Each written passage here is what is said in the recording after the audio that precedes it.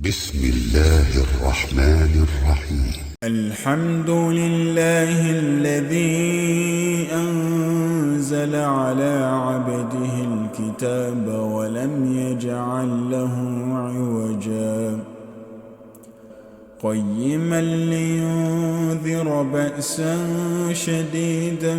من لدنه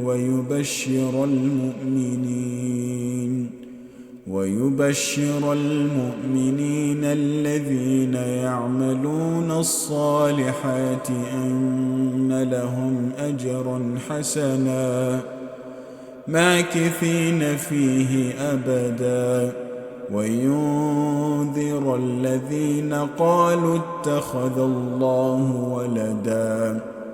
ما لهم به من علم ولا لآبائهم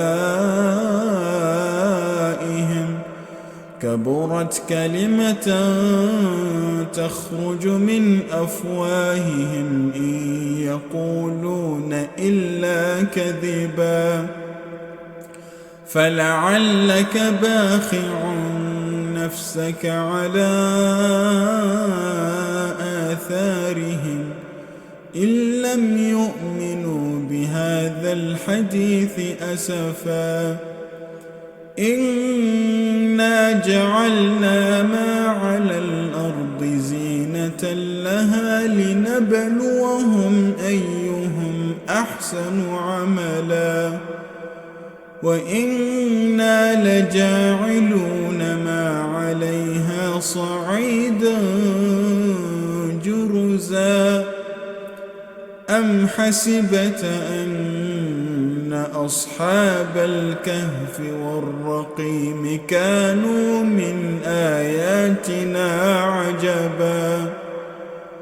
إذ أوى الفتية إلى الكهف فقالوا ربنا آتنا من لدنك رحمة وهيئ لنا من أمرنا رشدا فضربنا على آذانهم في الكهف سنين عددا ثم بعثناهم لنعلم أي الحزبين أحصى لما لبثوا أمدا.